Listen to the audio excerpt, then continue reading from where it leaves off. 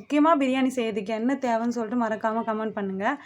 ஏன் இந்த கொஸ்டினை நான் கேட்டேன்னா, வருஷத்தில் ஒரு முறை பிரியாணி செய்கிறேன், நான் படுற அவஸ்தை இருக்கே. என்னோடய ஸ்டைலில் தான் நான் செய்கிறேன். உங்களுக்கு விருப்பம் தான் இந்த மாதிரி செய்யுங்க, ஆனால் சூப்பராக இருக்கும். ஹலோ மக்களே, எல்லாருக்கும் வணக்கம். எல்லோரும் நல்லா இருப்பீங்கன்னு நினைக்கிறேன். Welcome back to Sundarama Jayanthi channel. கிட்டத்தட்ட ஒரு 8 மாதம் ஆயிடுச்சு லாங் வீடியோ போட்டு. ஷார்ட்ஸ் வீடியோவே இப்போ ஒரு 1 மந்த்தாக தான் போட்டுட்ருக்கேன். ஷார்ட்ஸ் வீடியோ எப்படி இருக்குன்னு சொல்லிட்டு மறக்காமல் கமெண்ட் பண்ணுங்கள். இன்றைக்கி என்ன வீடியோனா, நான் ஷஷ்டி முடிச்சுட்டு 3 மந்த் கழிச்சு சிக்கன் பிரியாணி செய்ய போகிறேன். இன்றைக்கி தான் செஞ்சால் பிரியாணி செஞ்சு தான் சாப்பிட்ணும் அப்படின்னு சொல்லிட்டு என்னோடய ஸ்டைலில் நான் செய்ய போகிறேன். பிடிச்சிருந்தா பார்த்து செய்யுங்க, பிடிக்கலன்னா வீடியோவை லைக் பண்ணிக்கோங்க. மறக்காமல் சுந்தரமா ஜெயந்தி சேனலை சப்ஸ்கிரைப் பண்ணிக்கோங்க. சரி வாங்க சிக்கன் பிரியாணி செய்யலாம், வீடியோக்குள்ள போலாம்.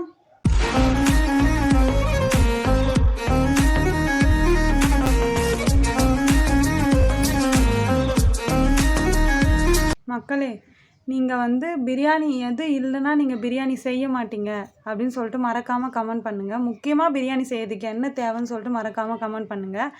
ஏன் இந்த கொஸ்டினை நான் கேட்டேன்னா, நானும் கிட்டத்தட்ட ஒரு 2 ஹவர்ஸாக வெயிட் பண்ணுறேன். சித்தி பையன் தம்பி தயிர் வாங்கிட்டு வந்து கொடுக்குறேன்னு அவன் வண்டி இல்லைன்னு சொல்லிவிட்டு அவன் வேறு தெருவில் இருக்கான், வரவே இல்லை. அவனும் வருவான். நானும் பிரியாணி எல்லாமே வெங்காயம் தக்காளி எல்லாமே அரிஞ்சு ரெடி பண்ணிட்டேன், ஆனால் அவன் வந்த பாடு இல்லை. உங்களுக்கு எண்ணெய் இல்லாமல் இந்த மாதிரி பிரியாணி எப்பயாச்சும் நின்று இருக்கா செய்யாமல் அப்படின்னு நானும் சொன்னேன். உன்னால் நான் 12 மணிக்கு தாண்டா ஸ்டார்ட் பண்ண போகிறேன் அப்படின்னு சொல்லிவிட்டு அதே மாதிரி இப்போ 12 மணிக்கு தான் ஸ்டார்ட் பண்ணேன். அப்போ கூட அவன் வாங்கிட்டு வந்து கொடுக்கல, வேற ஒரு தம்பி வாங்கிட்டு வந்து கொடுத்தான். இப்போ தான் ஸ்டார்ட் பண்ணுறேன் பிரியாணி செய்யறதுக்கு. உங்களுக்கு ஏதாச்சும் இந்த மாதிரி நடந்திருக்கான்னு சொல்லிட்டு மறக்காமல் கமெண்ட் பண்ணுங்கள். இப்போ தான் நான் பிரியாணி செய்யவே போகிறேன். இவ்வளோ நேரம் என்ன பண்ணிகிட்டு இருந்தேன்னா, அவன் வாங்கின்னு வருவான்னு சொல்லிட்டு வெயிட் பண்ணி நானே போர் அடிச்சு போச்சு. சரி இன்றைக்கி பிரியாணி செஞ்ச மாதிரி தான் அப்படின்னு சொல்லிட்டு நினச்சிக்கினேன். இப்போ தான் நான் பிரியாணி செய்ய ஸ்டார்ட் பண்ணுறேன். ஒரு 1/2 ஹவருக்கு முன்னாடி அரிசி ஊற வச்சுக்கிறேன். சரி வாங்க பிரியாணி செய்யலாமா. வெற்றிகரமாக குக்கரை வச்சுட்டேன். டெய்லி பிரியாணி சாப்பிட்றோம்லாம் ஜாலியாக சாப்பிட்றோம். வருஷத்தில் ஒரு முறை பிரியாணி செய்கிறேன், நான் படுற அவஸ்தை இருக்கே. பட்டை, இது பேர் என்னன்னே தெரியாது, கிராம்பு, ஏலக்காய். இந்த கிராம்பு பொட்டுன்னு வெடிக்கும் ஒரு சில டைமில். இது சொல்லினே இருக்க வச்சுட்டா ஒரு சில டைமில் எனக்கு பயமாக இருக்கும், மேலே வந்து அடிச்சிடும் அப்படியே. நெக்ஸ்ட்டு பச்சை மிளகா, வெங்காயம்,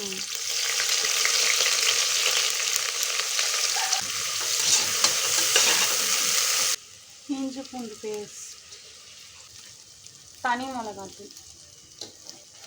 மிளகாத்தூள் இப்பயே எதுக்கு போடுறேன்னா, பிரியாணியில் நம்ம எந்த கலரும் ஆட் பண்ண மாட்டோம். நான் எதுவுமே ஆட் பண்ண மாட்டேன், எந்த கலரும் ஆட் பண்ண மாட்டேன். அதனால தனி மிளகாத்தூள் இப்பயே போட்டேன்னா பிரியாணியில் கலர் சூப்பராக கொடுக்கும். அதுக்கப்புறம் என்ன, ஒரு கைப்பிடி புதினா, ஒரு கைப்பிடி கொத்தமல்லி.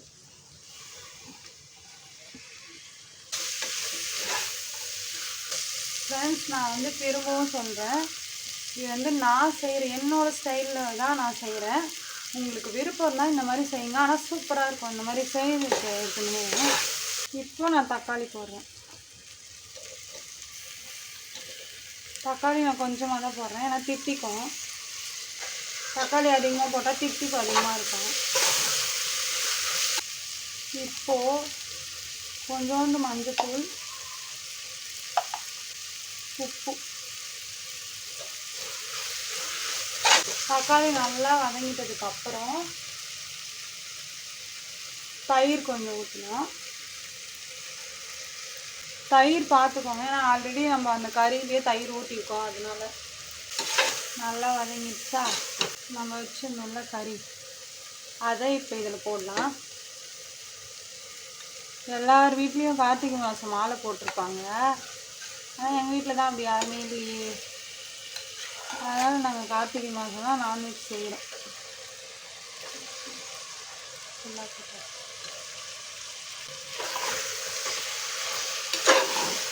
இப்போ நம்ம மீடியம் ஃப்ளேமில் வச்சுட்டு இந்த கறி கொஞ்சம் நேரம் நல்லா வேகட்டும், ஒரு 10 நிமிஷம். அதுக்கப்புறம் ஓப்பன் பண்ணலாம். இப்போ மூடிக்கலாம். ஃப்ரெண்ட்ஸ், இப்போ நம்ம மூடி வச்சோமா, 10 நிமிஷம் ஆயிடுச்சு. நல்லா தண்ணி நம்ம ஊற்றவே இல்லையா, எப்படி தண்ணியாக இருக்குது, நல்லா வெந்துட்டுருக்கு கறியும். இப்போ இந்த ஸ்டேஜில் நம்ம தண்ணி ஆட் பண்ணிக்கலாம். இப்போ நம்ம தண்ணி ஆட் பண்ணுறோம். நான் 2 கிளாஸ் போட்டேன்னா அரிசி 1.5 கிளாஸு, அதேமாரி இன்னொரு 1 கிளாஸ்க்கு 1.5 கிளாஸ் தண்ணி. 1 கிளாஸ் அரிசிக்கு 1.5 கிளாஸ் தண்ணி.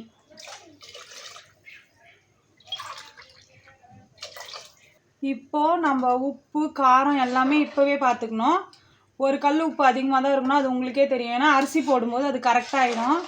அரிசி நான் சாப்பாடு செய்ய ஸ்டார்ட் பண்ணுறதுக்கு முன்னாடி ஒரு 1/2 hour முன்னாடி தான் நான் அரிசி ஊற வச்சேன். ஊறிட்டுருக்கோம் அரிசி. இப்போ இந்த தண்ணி கொதித்த உடனே அரிசி எடுத்து போட வேண்டியதான். டேஸ்ட் பண்ணிக்கலாம். உப்பு பத்தல, அதனால நான் உப்பு கொஞ்சம் போட்டுக்கிறேன். ஃப்ரெண்ட்ஸ், நான் உப்பு காரம் எல்லாமே பார்த்துட்டேன். இப்போ இது கொதித்து வரட்டும், மூடிடலாம். ஃப்ரெண்ட்ஸ், இப்போ நம்மளுக்கு தண்ணி நல்லா கொதிச்சு வருதா?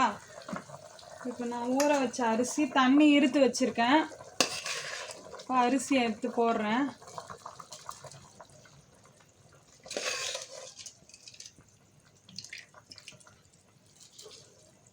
அரிசி போட்டோடனே ஹை ஃப்ளேமில் வச்சு இது நல்லா கொதிக்கட்டும்.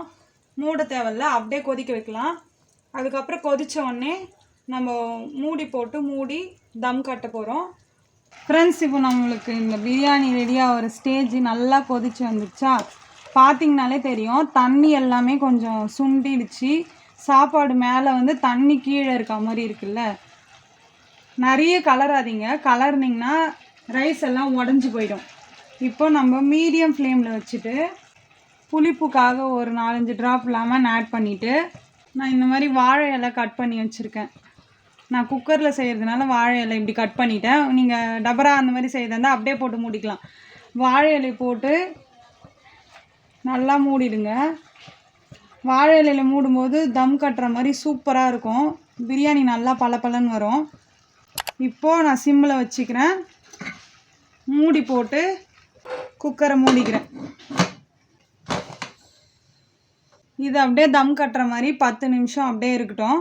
நல்லா ரைஸ் அந்த தண்ணி எல்லாமே வடிஞ்சிட்டு நல்லா பளபளன்னு பிரியாணி ரெடி ஆகிடும். ஃப்ரெண்ட்ஸ், இப்போ மூடி ஒரு 10 நிமிஷம் ஆயிடுச்சா? நம்ம ஓப்பன் பண்ணலாம். தம் கட்டினதை இலை நல்லா சுருங்கிடுச்சு. பார்த்திங்களா? நல்லா வந்திருக்கா?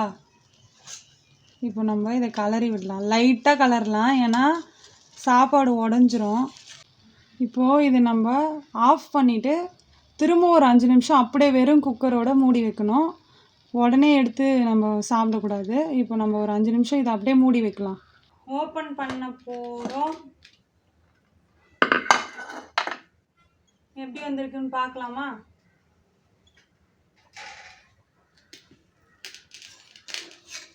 நல்லாவே வந்திருக்கு.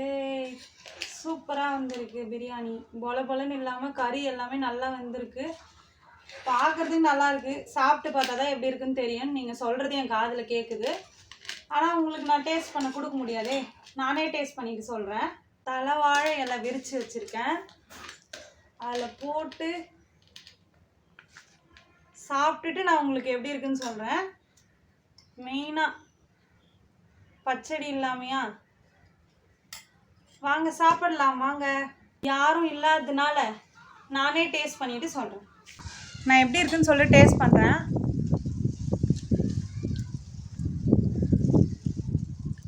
காரம் தான் கொஞ்சம் அதிகமாக போட்டுட்ருக்கேன். மற்றபடி சூப்பராக இருக்குது. எப்போவுமே செய்கிற மாதிரி தான் இருக்குது. பச்சடி வச்சு சாப்பிட்டா கரெக்டாக இருக்கும்னு நினைக்கிறேன். இந்த வீடியோ உங்களுக்கு பிடிச்சிருந்தா மறக்காமல் கமெண்ட் பண்ணுங்கள். எப்படி இருக்குன்னு சொல்லிட்டு உங்கள் ஃப்ரெண்ட்ஸுக்கும் ஷேர் பண்ணுங்கள். மறக்காமல் சுந்தர் உமா ஜெயந்தி சேனலை சப்ஸ்கிரைப் பண்ணிக்கோங்க. பிரியாணி எப்படி இருக்குன்னு சொல்லிட்டு சொல்லுங்கள். சரி, பாய் ஃப்ரெண்ட்ஸ். நெக்ஸ்ட் வீடியோவில் பார்க்கலாம். பாய்.